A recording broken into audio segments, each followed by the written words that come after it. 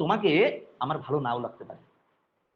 ধরো তুমি এসছো আমার সামনে, তোমার আমাকে পছন্দ হতে না পারে, আমার কোনো কথাতে তুমি কিন্তু রেগে যেতে পারো, কিন্তু তুমি তাকে ভালোবাসছো তো। जो जाके रखम जो जाके शरण लो सो রাখে তাকে লাজ, উলোর জলে মাছলি জলে বহি যায় গজরা। ঈশ্বরকে যদি আমি ভালোবেসে চলি, আমি আমার কথা বলছি, তাহলে কিন্তু আমার কিন্তু আর পেছনের দিকে তাকানোর দরকার নেই। আজকে এই যে মা মা জন্ম দেন, পালন করেন, শ্রী ঠাকুর যখন এসেছিলেন তখন কিন্তু একটা কথা বলেছিলেন যে তুমি ঈশ্বরের অংশ, যখন ঈশ্বরকে নিয়ে তুমি চলবে তখন কিন্তু তোমার ক্ষেত্রেও ঈশ্বরের মতন ঘটনাগুলো ঘটবে। তুমি কিন্তু সাধারণ মানুষ, তোমার জীবনেও সাধারণ মানুষগুলোই কিন্তু আসবেন, কিন্তু তার ভিতরেও কিন্তু ঈশ্বর জাগ্রত থাকবেন। ধরুন আমি আমার কথা বলছি, আমি আমার মা জন্ম দিয়েছেন, আমার একজন মা কিন্তু আমাকে সবসময় দেখেন, সারাদিনে 10 বার 15 বার 20 বার করে ফোন করেন। কিন্তু কথাটা হচ্ছে এই জায়গায় যে ওই মার কিন্তু জীবনে যে দুঃখগুলো, সেই দুঃখগুলো থেকে একটা জিনিস তুলে ধরি, দিলে আপনি বুঝতে পেরে যাবেন যে ঠাকুর কিভাবে রক্ষা করেন। মায়ের স্বামী মৃত্যু থেকে বেঁচেছেন, পরম পূজ্যপাদ আচার্যদেবের সামনে গিয়ে আমি দাঁড়িয়ে আছি, আমার খামের ভিতরে 1000 টাকা আছে। আমি কিন্তু মাকে যখন বলেছিলাম যে মা আমি কিন্তু যাচ্ছি, তখন কিন্তু মা বললেন যে কোথায় যাচ্ছিস, কি করছিস? আমি বললাম না আমি যাচ্ছি, ঠাকুর বাড়ি যাচ্ছি। যখন আচার্যদেবের সামনে দাঁড়িয়ে পড়ি, হাউ ইজ ইট পসিবল, কেন তাকে শিব বলি, কেন ঠাকুর বাড়িতে যাওয়ার প্রয়োজন আছে, কেন আচার্যদেবের কথা শোনার প্রয়োজন আছে, কেন মন্দিরে গিয়ে প্রথম ঠাকুর প্রণাম, কেন ঠাকুর বাড়িতে গিয়ে প্রথম ঠাকুর প্রণাম, বর্মা প্রণাম, বর্দা প্রণাম, বছরে একবার হোক দুবার ঠাকুর বাড়ি যাওয়া লাগে, এর প্রকৃষ্ট উদাহরণ আপনারা বুঝতে পেরে যাবেন এই কথার ভিতর দিয়ে। আমি কিচ্ছু বলিনি, আচার্যদেব আমাকে বলছেন তুই কেন এসেছিস জানিস, তোর মা কিন্তু পাঠায়নি তোকে, তুই কিন্তু নিজে থেকে এসেছিস।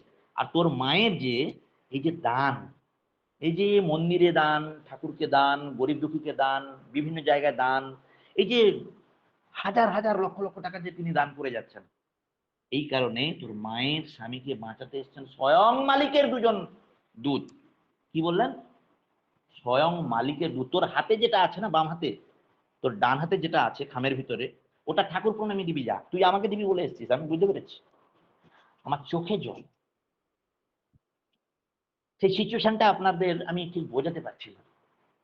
তখন আচার্য বলছেন তুই গিয়ে আগে ফিলান্থ্রপিতে জমা দে। আমি এই ঘটনাটা যখন আরবের কথা বলছিলাম, আরবের লিঙ্কটা পুরো একেবারে মুসলিম কান্ট্রিতে পুরো একেবারে বিস্তৃত, কুয়েত থেকে শুরু করে একেবারে পুরো বিস্তার। আমাদের দেশে বেলা 1টার সময় ওদের সৎসঙ্গটা হয়, মাসে একবার করে হয়, ফ্রাইডেতে হয়, শুক্রবারে হয়। সেখানে এই কথাগুলো শুনে ওরা কেঁদে ফেললো, যে কি করে বুঝতে পারেন। হ্যাঁ, এই কারণেই তিনি হচ্ছেন আচার্যদেব।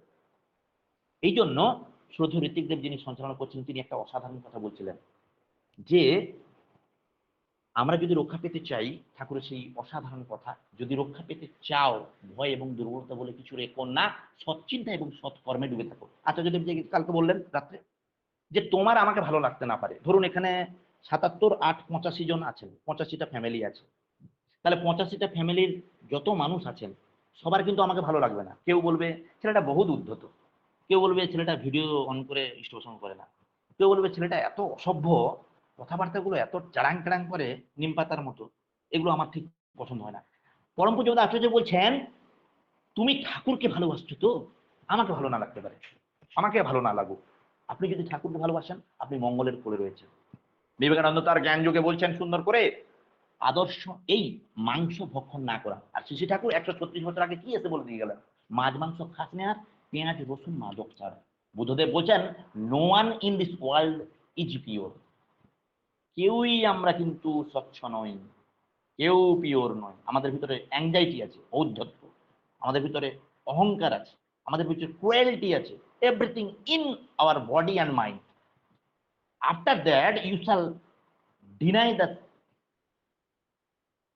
Same material, but you in God. অর্থাৎ আপনি ভগবানের ভিতরে সবসময় থাকুন। No one in this world is pure and perfect. কেউই কিন্তু পারফেক্ট হতে পারে না। If you avoid people for their little mistake, you will always belong. So জাজ লেস অ্যান্ড লাভ মোর। সবাই সেই একই কথা, এটা তো সব অবতার, নারায়ণের অবতার। যখন আমার ভক্ত প্রহ্লাদকে যখন ঢুকিয়ে দিলেন হিরণ্যকশিপুর, কি বললেন যে আমার বোনকে ধরে নিয়ে এসো তো হোলিকাকে, তার তো এমন আশীর্বাদ পাওয়া আছে, সে যখন আগুন নিয়ে ঢুকবে তখন ভক্ত প্রহ্লাদ পুড়েই ছাড় হয়ে যাবে। ভক্ত প্রহ্লাদ কাকে যাকে তার আনলো, নারায়ণকে নিয়ে চলেন তিনি। তার বাবা কি বলছেন? বাবা বলছেন আমাকে স্মরণ করো, আমি হচ্ছি ভগবান তোর। তিনি বলছেন না, তুমি আমার বাবা, জন্ম দিয়েছো তুমি, সবকিছু ঠিক আছে, কিন্তু ভগবান হচ্ছেন নারায়ণ। আর নারায়ণ যার সহায় হবেন তাকে কে মারবে? ওই যে যাকে তাড়ালো হোলিকাকে কিন্তু আশীর্বাদটা করা ছিল যে তুমি যদি মঙ্গলের কাজ করতে থাকো তাহলে কিন্তু তুমি আগুনের ভিতরে ঢুকেও তুমি কিন্তু জীবিত হয়ে ফিরে আসবে। কিন্তু যেহেতু তুমি অসৎ উদ্দেশ্যে তোমার ভাইয়ের ছেলেকে নিয়ে তুমি আগুনে ঢুকছো তাকে মৃত্যু করার জন্য, মৃত্যু দেওয়ার জন্য, আপনারা সবাই জানেন তারপরে হোলিকার কি হয়েছিল। আজকে এই যে দোল গেল, দোলের আমরা হোলি খেলি, হোলির পরে আমরা ন্যাড়া পোড়াই, ন্যাড়া পোড়াই আর কিছু নয়, ন্যাড়ার ভিতর দিয়ে কিন্তু আমরা কিন্তু এই সমস্ত চিন্তাধারাগুলোকে আমরা পুড়িয়ে দিই, যেগুলো কিন্তু আমরা কখনো কারো ক্ষতি করার চেষ্টা করতে না পারি। শ্রী ঠাকুর বলছেন একটা জায়গায়, পরম পূজ্য দাসজি বলছেন, যদি রক্ষা পেতে চাও ভয় এবং দুর্বলতা বলে কিছু রেখো না, সৎ চিন্তা এবং সৎকর্মে ডুবে থাকো। আমি একটা মানুষ, আমার এই প্ল্যাটফর্ম হচ্ছে সৎসঙ্গ, আমাকে আপনারা সুযোগ দিয়েছেন, স্নেহ করেন, আমার সবসময়ের জন্য উচিত হবে যেহেতু আমি এখানে সুযোগ পেয়েছি, আমার সঙ্গেও আরো দুজন চারজন পাঁচজন ছজন আরো জয়েন হোক, তারাও বড় হোক। শ্রী ঠাকুর বলছেন যত মানুষকে বড় করার চেষ্টা করবি ততই তুই ধীরে ধীরে ধীরে ধীরে সামনের দিকে এগিয়ে যাবি। আমার ঋত্বিকদেব শ্রদ্ধেয় সুনীল কুমার করণ, যিনি বর্দার ছেলে হিসেবে ঠাকুর বাড়িতে পরিচিত, এখন নেই উনি আমাদের কাছে, কিন্তু তার একটা কথা প্রত্যেকটা লিঙ্কে আমি বলার চেষ্টা করি। তিনি একটা জিনিস বলতেন যে দেখ, জীবনে যার হাতে শাঁখা আছে সেটা তার বয়স 10 বছর হতে পারে, তাকে মা বলবি, যেটা পরম পূজ্য আচার্যদেব প্রতিদিন একই কথা বলছেন যে মা, মা, মায়ের কাছে কিন্তু সমস্ত কিছু পবিত্রতা। তারপরে যে কোনো ভাবে হোক শ্রী ঠাকুরের কাছে সেই প্রণামীটা কিন্তু নিবেদন হলো, এবং আচার্যদেবের সামনে আচার্যদেব বললেন এসে আমার কাছে বস। আর সেখানকার যে কথাগুলো দিনের পর দিন চলে যাবে, ইষ্ট প্রসঙ্গ কিন্তু বিরাম হবে না। তার ভিতর থেকে একটা কথা বলে আজকের ইষ্ট প্রসঙ্গ বিরাম দেব। भगवान श्री कृष्ण बोलছেন, भगवान श्री कृष्ण कहते हैं जहां भगत मेरे पाग धरे वहां धरू मैं हाथ, पीछे पीछे मैं फिरू कभी ना चढ़ू साथ। অর্থাৎ শ্রী ঠাকুরের সেই অসাধারণ কথা, বিশ্বাস যাদের ভঙ্গুর, দর্শনও তাদের ভঙ্গুর, তাদের দৃষ্টি প্রত্যয়কে আবাহন করে না। আরেকবার বলি, বিশ্বাস যাদের ভঙ্গুর, যাদের বিশ্বাস নেই, ধরুন আমি একটা ব্যক্তি আপনাদের সামনে দু এক কথা বলার চেষ্টা করছি, আমার যদি মনের ভিতরে এসে যায় যে আমি একটা বিরাট কিছু হয়ে গেছি, ওইখান থেকে কিন্তু আমার ধ্বংস শুরু হলো। ভগবান বলছেন কর্মযোগে ন বুদ্ধি ভেদং জন এদ জ্ঞান কর্ম সঙ্গী নাম जो শোয়েত সর্বকর্মাণি বিদ্যান যুক্ত সমাচরণ। অর্থাৎ যারা সত্যিকারের জ্ঞানী মানুষ তারা কিন্তু কখনো বুদ্ধি বিভ্রান্ত করবেন না, বরং তারা জ্ঞানহীন মানুষদের সর্বদা জ্ঞান যুক্ত জায়গা টেনে নিয়ে আসবেন। আমি এই সময় সকালবেলা বসলে কোথাও একটু কাজ করতাম, কোথাও একটু গান করতাম, কোথাও একটু বসে থাকতাম, অনেক রকম অনেক কিছু করতাম, কিন্তু আমি কিছু জানি না। কিন্তু এই যে সৎসঙ্গে যুক্ত থাকা, সৎসঙ্গে যুক্ত থাকার ভিতর দিয়ে কিন্তু অনেক গ্রহ কেটে যায়। পরম পূজ্য আচার্যদেব বলছেন উড়িষ্যার কিছু কিছু মানুষরা তারা একটা প্রচার করেছিলেন, পরম পূজ্য আচার্যদেব নাকি চাইছেন না যে অনলাইন সৎসঙ্গ হোক, ওই জন্য অবিন দাদা সেই কথার ভিতর দিয়ে তিনি কিন্তু একটা জিনিস সুন্দর করে বুঝিয়ে দিয়েছিলেন। পাহাড় পার্বত্য অঞ্চলে যে সমস্ত জায়গায় সৎসঙ্গ ঠিক মতন করতে পারা যায় না, সেখানে কিন্তু সৎসঙ্গ তিনি উদ্বোধন করছেন, এর ভিতর দিয়ে সুন্দর করে বুঝিয়ে দিয়েছিলেন যে সমস্ত কিছু আমরা কিন্তু ঠাকুর বাড়িকে ফলো করে চলবো, যাবতীয় যা কিছু হ্যাঁ না সৎসঙ্গ ওয়েবসাইটে যা দিচ্ছে তাই হোক। পরম পূজ্য আচার্যদেবের সামনে যখন উড়িষ্যার গুরু ভাইরা উপস্থিত হলেন, তখন আচার্যদেব বললেন ମୁଁ ଯେତେବେଳେ ଅଛି তেতে কাহাকে চলিবি। অর্থাৎ আমি যতক্ষণ পর্যন্ত থাকবো আমি তাকে নিয়ে চলবো। ମୁଁ ଯେତେବେଳେ ସତ୍ସଙ୍ଗରେ ରହିମି তেତେବେଳେ ମୁଁ সৎসঙ্গ ড্রেস পরে কি রহিমি, পিঁধে কি রহিমি, অর্থাৎ সৎসঙ্গে আমি যখনই থাকবো তখনই কিন্তু তার পোশাক পরিচ্ছদ পরে আমি বসবো। আমি বিছানায় বসে আছি, এই একটা পড়তে দিয়েছেন, এই ছুটে চলে এলাম একটা বইটা নিয়ে ঠাক করে পড়ে দিলাম, এই গান করলাম, যা হলো হলো। পরম পূজ্য আচার্য কিচ্ছু বললেন না, হ্যাঁ না কিচ্ছু বললেন না। বললেন যখন আপনি অফলাইন যাবেন, যখন অনলাইন যাবেন, তখন পোশাক পরিচ্ছদটা ঠিকঠাক করে বসবেন। কারণ মালিক থাকেন। সেন্টিমেন্ট কি? মালিক। Sadhguru like a mirror for us. Sadhguru আমাদের জীবনে হচ্ছে দর্পণ, আয়নাকে যেরকম আমরা ভাবে দেখি, সেইভাবে আমরা সৎসঙ্গে যদি থাকি, তাহলে কিন্তু আমাদের ধীরে ধীরে ধীরে ধীরে এই যে অহংকার বোধগুলো, ওগুলো কিন্তু চলে যাবে। আপনারা সবকিছু জানেন, সবকিছু। আজকে দেখুন দুর্যোধন কত কিছু আয়োজন করেছিল হস্তিনাপুরে, শশী ঠাকুর কিন্তু ওখানে কিন্তু খাননি। বিদুর ওখানে কিন্তু খোদ, ওইখানে কিন্তু তিনি খেয়েছিলেন। কেন? তার ভিতরে অহংকার ছিল না, তার ভিতরে প্রেম ছিল, তার ভিতরে ভালোবাসা ছিল। মায়েদের আশীর্বাদ কতটা কতটা নিড অ্যান্ড ক্লিন, এবং তাদের ভিতরে যে কোনো চাওয়া নেই, সেই কথাটা বলে আচার্যদেবের কথাটা বলে আজকের এখানে বিরাম দেবো। আচার্যদেবের কাছে বসছি, আচার্য একটা গল্প বললেন। জাস্ট শুরু হয়েছে, গল্প একটা বললেন। বলেন জীবনে যখন মায়েরা আসেন, তখন কিন্তু ঈশ্বররূপী ভগবান তোমার কাছে আসছেন। তাকে তোমার সম্মান জানানোটাই হচ্ছে প্রথম এবং প্রধান কাজ। তুমি যে মায়ের জন্য এসছো, সেই মাকে কিন্তু তার পুরো পরিবার, তার আত্মীয় স্বজন এখন কিন্তু তার পায়ের কাছে এসে পড়ে যায়, আমাকে এটা দাও, ওটা দাও, সেটা দাও, সেটা দাও। কিন্তু সেই মায়ের সঙ্গে কখনো যদি কোনোদিন তোমার সময় হয়, তুমি তাকে জিজ্ঞাসা করবে, ওই মাকে কিন্তু বহুভাবে, বহু রকম ভাবে যন্ত্রণা এবং মেরে ফেলার চেষ্টা করেছিল তার পরিবার এবং পরিবার বর্গ। তাকে কিন্তু মালিক এসে বাঁচিয়েছেন। আজকে সেই মালিকের দয়াতে ওই মা কিন্তু বেঁচে আছেন। কারণ তার মৃত্যু যোগ ছিল 40 থেকে 50-এর ভিতরে, 40 থেকে 45-এর ভিতরে। সেই বয়সটা কিন্তু অতিক্রম করে গেছেন। মালিক হচ্ছেন ইনি, ইষ্টগুরু পুরুষোত্তম প্রতীক গুরু বংশধর রেত শুরুতে সত্য থেকে জ্যান্ত তিনি নিরন্তর। এই জন্য আচার্য সান্নিধ্য দরকার আছে। ওরা সব বুঝতে পারেন। আসলে এমন কিছু কিছু কথা বলেন না যেগুলোতে আমাদের প্রেস্টিজে লাগবে, ওই জন্য তিনি কিছু বলেন না সেরকম কিছু। যেটা না বলে নয়, সেটাই কিন্তু তিনি বলেন। এই জন্যই সেখানে যেতে হয়। চোখে তখন জল আসছিল, যতজন গুরু ভাইরা বসেছিলেন সেখানে, বিশ্বের তাবর তাবর মানুষরা, তাদের কিন্তু চোখে জল চলে এসেছিল। আচার্য বলছেন কখনো দুঃখ পাবেন না, সব অবস্থায় রাজি থাকবেন। দুঃখ আপনার কি করবে? যা হচ্ছে সব তার দ্বারাই হচ্ছে, যা হবে সব তার দ্বারাই হবে। কেন না?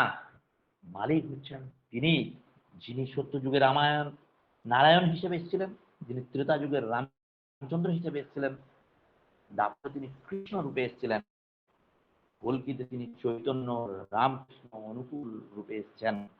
আমরা শুধু খালি বলি কি, আমি এটা পেলাম না, ওটা পেলাম না, সেটা পেলাম না। আপনারা নিশ্চয়ই জানেন দাপর যুগে কিন্তু লক্ষ্মী এবং নারায়ণ কিন্তু একসঙ্গে হতে পারেননি। কেন না? যেহেতু ত্রেতা যুগে রামচন্দ্রের পরম ভক্তের একটু লোভ লালসা হয়েছিল মা লক্ষ্মীর প্রতি। আপনারা সবাই জানেন, সবাই পুরাণটা ভালো করে জানেন। এই কারণে ভগবানের যেহেতু প্রিয় ভক্ত ছিল, যে তোমার ইচ্ছা আমি কিন্তু পূর্ণ করব, কিন্তু তুমি সেটা ভোগ করতে পারবে না। আর সেই কারণে কিন্তু আয়ান ঘটিচ্ছেন হনুমান, তিনি কিন্তু ভোগ করতে পারেননি। এই কারণে ভগবান যদি তার নারায়ণ লক্ষ্মীকে যদি সঙ্গে না নিতে পারেন, হতে না পারেন, তাহলে আমরা এত ছোট ছোট জিনিসে এত ভেঙে পড়ি কেন? যা হচ্ছে সব মালিকের ইচ্ছাতেই হচ্ছে। মালিক আমাদের বাঁচিয়ে রেখেছেন, এটাই বিরাট। মালিক আপনাদের সামনে নিয়ে এসছেন, এটাই প্রভুর আশীর্বাদ। মালিক আমাদের আপনাদের সামনে কিছু বলার সুযোগ করে দিচ্ছেন, এটাই বিরাট আশীর্বাদ। এখানে অহংকারের কিছু ব্যাপার নেই। আজকে যারা ভোগ নিবেদন করেছেন, তারা প্রত্যেকেই ভালো থাকবেন। কেন না? যদি সত্যিকারে তার কথা এই যোজন যাজন ইষ্টবিধি সত্যি সদাচার করে চলেন। অনেক পাঞ্জাধারী কর্মী আছেন, পরমপূজ্য দাসদেব বলছেন যে এখন খবর নিয়ে দেখা যাচ্ছে সেই পাঞ্জাধারী কর্মীদের ঘরে এখনো কিন্তু তারা মাছ ডিম মাংস ছাড়তে পারেনি। How can is it possible? তাহলে আমাদের এই চলার ভিতরে অনেক গন্ডগোল আছে, যার জন্য আমার পরিবারের ভিতরে কিন্তু এখনো আমি ঠিক করতে পারিনি। আমি নিজের পরিবারকে যদি না ঠিক করতে পারি, বাইরের লোককে জ্ঞান দেওয়ার কোনো প্রয়োজন নেই। কারণ আমার নাম ধ্যান তত হচ্ছে না।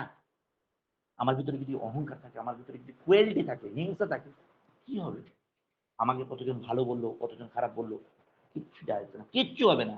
আমি মনে করি আপনারা অনেক মানুষ আছেন যারা ভীষণ ভীষণ পণ্ডিত, যাদের এখানে মাইক্রোফোন দিলেই ঘন্টার পর ঘন্টা ঠাকুরের কথা বলতে পারবেন। কেন? তারা বয়সেও বড়, অভিজ্ঞতায়ও বড়, জ্ঞানেও বড়, পণ্ডিত মানুষ। সবাই ভালো থাকুন, সুস্থ থাকুন, ঠাকুরকে নিয়ে থাকুন। পরম পূজ্য আচার্যদেব বারবার একই কথা বলছেন যে দেখুন, আমাকে আপনাদের ভালো লাগবে না অনেকের, আমি সেটা জানি।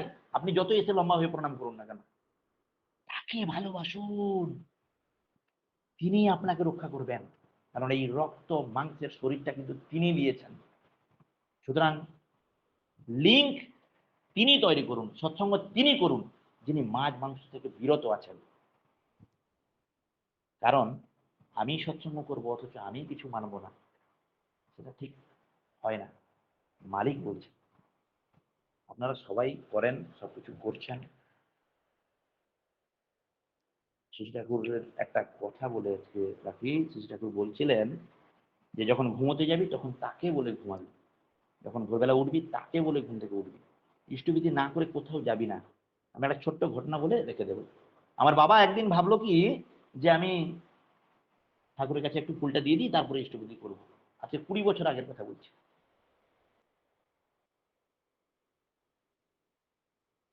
যেই ফুলটা আনতে গেছে, সঙ্গে সঙ্গে ফুলের ভিতরে ছিল একটা বোলতা, সুন্দর করে এসে কামড়ে দিল। 15 দিন বাবা অসুস্থ ছিলেন। তারপরে তিনি একটা জায়গায় উঠে বলার সময় বলেছিলেন যে ইষ্টভীতি আনে আনে সবার পরিত্রাণ। এই যে কথাটা 100% ঠিক, যে আমরা ঠাকুরের পথে না আসতে পেরেছি সেটা আমাদের দুর্বলতা, কিন্তু যখন এসছি ইষ্টভীতি করবো, ইষ্টভীতি 30 দিনের দিন পাঠাবো, এবং ইষ্টভীতি না করে আমি ঘর থেকে কোথাও বেরোবো না, কোনো কাজে লিপ্ত হবো না। সমস্ত মানুষকে যারা আজকে রয়েছেন সবাইকে আমার প্রণাম জানিয়ে এখানে বিরাম দিচ্ছি। জয় গুরু। জয় গুরু দাদা, জয় গুরু। খুব অপূর্ব সেই অমৃত কথা পরিবেশন করলেন সদ্য গুরুদাস মান্না দাদা, ছামসারা সৎসঙ্গ বিহার, পশ্চিম মেদিনীপুর, পশ্চিমবঙ্গ, ভারত থেকে। খুব ভালো লাগলো দাদা, যতই শুনি ততই যেন শুনতে ইচ্ছে করে। আমরা সেই সাত্ত্বিক অনুচলনার মধ্য দিয়ে তার সাথে যাতে যুক্ত থাকি, সেই সতত যুক্ত থেকে আচার্যদেবের মধ্য দিয়ে প্রভুর পরশ আমরা লাভ করে আমাদের জীবন যাতে ধন্য করি। খুব সুন্দর কথা দাদা আমাদেরকে শোনালেন। আমরা কয়েক সপ্তাহ থেকে দাদার কথা শুনছি, খুবই ভালো লাগছে, খুব ভালো লাগছে। আমরা তার সাথে যাতে তার মনের মতো হয়ে যুক্ত থাকি। আমাদের স্বেচ্ছাচারী খামখেয়ালি, এই স্বেচ্ছাচারী খামখেয়ালি অনুচলনায় অভ্যস্ত না হয়ে তার যে মনের মতো হয়ে ওঠা, তিনি যেমনটি চেয়েছেন তেমনটি, সেই মঙ্গলময়ের সাথে যুক্ত থেকে আমরা মঙ্গলের কোলে যাতে থাকি। দাদা নিয়ত বিভিন্ন তার জীবনে তার পরিবারের কথা আমাদেরকে শোনালেন, তার বাবার কথা, মার কথা শোনালেন। খুব ভালো লাগলো।